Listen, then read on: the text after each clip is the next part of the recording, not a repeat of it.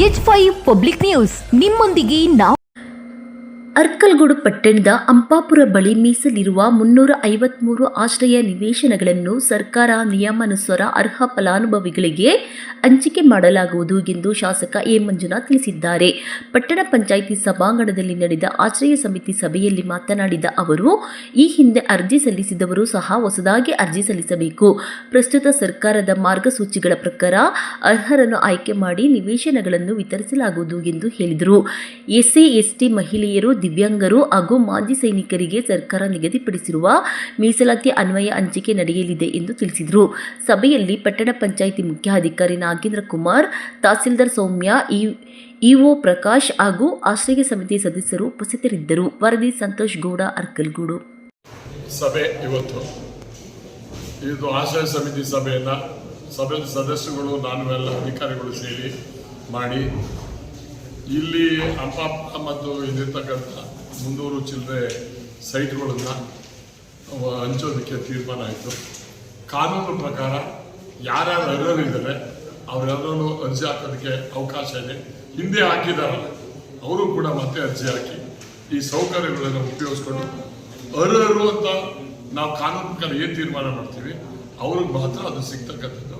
ಅದನ್ನು ಸಮಿತಿನಲ್ಲಿ ಅರ್ಜಿ ಹಾಕಿ ಅದು ಕೂಲಂಕುಷವಾಗಿ ಪರಿಶೀಲಿಸಿ ಎಲಿಜಿಬಿಲಿಟಿ ಆಗಿದ್ದಾರೆ. ರಿಸರ್ವೇಷನ್ SC, STಗೆ ಇಷ್ಟು %, ಮಿಲಿಟ್ರಿಗೆ ಇಷ್ಟು %, ಹ್ಯಾಂಡಿಕ್ಯಾಪ್ಗೆ ಇಷ್ಟು %, ವಿಧಿಯವರಿಗೆ ಇಷ್ಟು %, ಈ ರೀತಿಯಾದಂಥ ಸ್ಲ್ಯಾಬ್ ಪ್ರಕಾರ ಮಾಡಿ ಅರ್ಹರಿಗೆ ಸೈಟನ್ನು ನಾವು ಸಮಿತಿಯವರು ನಮ್ಮ ಅಧಿಕಾರಿ ವರ್ಗದವರು ಕೊಡೋದಕ್ಕೆ ತೀರ್ಮಾನ ಮಾಡಿದ್ವಿ.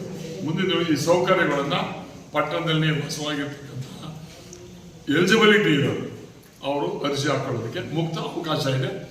ಹಳಬ ಹಾಕಿದ್ದು ನಾನು ಹಾಕಿದ್ದೀನಿ ಅಂತ ಅನ್ಕೋಬಾರ್ದು. ಅವರು ಕೂಡ ಅರ್ಜಿಯ ಎಲ್ಲರ ಜೊತೆ ಹಾಕಿ. Thank you. ನಮ್ಮಲ್ಲಿರ್ತಕ್ಕಂಥ 18-19 ವಾರ್ಡ್ ಏನಿದೆ ಎಲ್ಲ ವಾರ್ಡ್ನಲ್ಲೂ ಕೂಡ ಅರ್ಜಿ ಹಾಕೋದು ಹೆಂಗೆ ಏನು ಅನ್ನೋದ್ರ ಬಗ್ಗೆ ಆ ಭಾಗದಲ್ಲೇ ಒಂದು ಅಷ್ಟು ದೊಡ್ಡದಾಗಿ ಒಂದು ಫ್ಲೆಕ್ಸ್ ಹಾಕಿಸಿ ಅದನ್ನು ಪ್ರಕಟಣೆ ಅಂತ ಹೇಳಿ ಮುನ್ಸಿಪಾಲಿಟಿ ಆಗ್ತದೆ ಪಟ್ಟಣ ಪಂಚಾಯತಿಯವರು ಹಾಕೋದಕ್ಕೆ ಹೇಳಿದ್ದೀವಿ. ಆ ಸೂಚನೆ ಕೊಟ್ಟಿದ್ದೀವಿ. ಅದು ಓದ್ಕೊಂಡು ಅದರಲ್ಲಿ ಎಲಿಜಿಬಿಲಿಟಿ ಏನು ಬರ್ತದೆ ತಿಳ್ಕೊಂಡು ಅವ್ರು ಹಾಕೋಬೇಕು. ಅದೇ ಸುಮ್ಮನೆ ಆಗಿದೆ ನಂಗೆ ಸೈಟ್ ಸಿಕ್ಕಿಲ್ಲ ಅಂತ ಹೇಳಿದ್ರೆ ಅದಾಗಲ್ಲ. Criteria is a must. ಅದನ್ನು ಫಾಲೋ ಮಾಡಿ ಫಲಾನುಭವಿಗಳನ್ನ ಎಂಟ್ರಿ ಮಾಡಿದ್ವಿ ಅಂದರೆ ಅವ್ರ ಆಧಾರ್ ಕಾರ್ಡ್ ನಂಬರ್ ಹೊಡಿದ್ವಿ ಅಂದರೆ ಅವರಿಗೆ ಏನೇನು ಸೈಟಿನ ಬಗ್ಗೆ ಮನೆ ಬಗ್ಗೆ ಹಿಂದೆ ಲೋನ್ ತಗೊಂಡಿದ್ದು ಅದೆಲ್ಲ ಏನಾಗ್ಬಿಡುತ್ತೆ. ತುಂಬ ಸ್ಟ್ರಿಕ್ಟ್ ಇದೆ ಇವಾಗ.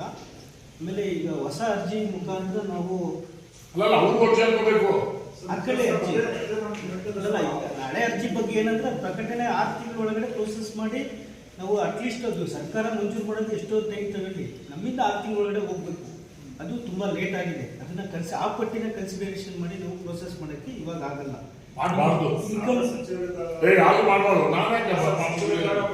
ಇನ್ಕಮ್ ಕ್ರೈಟೀರಿಯಾ ಅವತ್ತು ಬರೀ 1,20,000 ಕೊಡಬೇಕು, ಕೊಡೋಣ, ಮಾಡೋಣ, ಆಗ್ಲಿ ಅಂತೆ. ಅದೇನಿದೆ ಕಾನೂನು 1 ಇಂಚ್ ಬಿಟ್ಟು ನಾವು ವಿರುದ್ಧವಾಗಿ ಮಾಡಲ್ಲ. ಯಾರು ಯಾವನು ಏನಾದ್ರು ಅನ್ಕೊಳ್ಳಿ. ಈಗ ಆಯ್ತಪ್ಪ ನಾನು MLA ಆಗಿದ್ದೀನಿ, ಮಾಜಿ ಮಂತ್ರಿ ಆಗಿದ್ದೀನಿ ಅದನ್ಬಿಟ್ಟು ನನ್ನ ಡ್ರೈವರ್ಗಳಿಗೆ ನಮ್ಮ ಊರವ್ರಿಗೆ ಸೈಟ್ ಕೊಡಕ್ಕಾಯ್ತದ? ಸಾಧ್ಯನೇ ಇಲ್ಲ. ಈಗ ನೀನ್ ಮೆಂಬರ್ ಆಗಿದೀಯಾ, ನಿನ್ ಸ್ವಂತ ಊರು ಯಾವುದು? ನಿನಗೆ ಮನೆ ಇಲ್ವಾ? ನಿನ್ ಕೊಡಕ್ಕಾಯ್ತ ಮೆಂಬರ್ ಬರ್ಕೊಳಕ್ಕಾಯ್ತಿಲ್ಲ?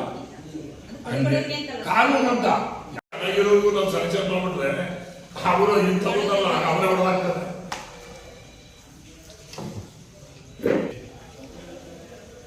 ಕಾಂಗ್ರೆಸ್ ದಳ ಬಿಜೆಪಿ ಸಮಿತಿ ಅಲ್ಲ, ಸಾರ್ವಜನಿಕರಿಗೆ ಅನುಕೂಲ ಆಗುವಂತ ಸಮಿತಿ. ನಿಮ್ ಪುಣ್ಯ ಸರ್ಕಾರದವ್ರು ಮೆಂಬರ್ ಮಾಡೋದು, ನನ್ನ ಪುಣ್ಯ ಜನ ನನ್ನ MLA. ನಾವೆಲ್ಲ ಸೇರಿ ಯಾರಿಗೆ ಅರ್ಹರಿದ್ದಾರೆ ಅವ್ರು ಕೊಡೋದು ಮಾಡೋದು ನಮ್ಮ ಧರ್ಮ. ಅದನ್ನು ಮಾಡೋಣ. ಅದು ಅವ್ನು ಹೇಳ್ದ ಇವನು ಹೇಳ್ದ ಯಾವುದು ತಲೆ ಕೆಡ್ಸ್ಕೊಳ್ಳೋದಿಲ್ಲ. ಬಡವ್ರಿಗೆ ಯಾರು ಹೇಳ್ತಾರೆ ನಾನು ಅಕಸ್ಮಾತ್ ಬಡವರೆಲ್ಲ ಚೆನ್ನಾಗಿರೋದು ಪ್ರೂವ್ ಮಾಡಿದ್ರೆ ಸರ್ ಏನ್ ಸರ್ ನೀವು MLA ಆಗಿದ್ರು ನಿಂತಂಗೆ ಕೊಡ್ತಾ ಇದ್ದಾರೆ ಹೇಳಿ, ತಪ್ಪೇನಿಲ್ಲ. ಚೆಕ್ ಮಾಡಕ್ಕಾಗ ಕೊಡೋದೇ ಬೇಡ. ನನಗೂ ಅದೇ ಬೇಕಾಗಿರೋದು. ಯಾರು ಇನ್ಫ್ಲೂಯೆನ್ಸ್ ಇಲ್ಲ ಇದ್ರಲ್ಲಿ. ನಿಜವಾಗಿ ಅರ್ಹನ ಯಾರು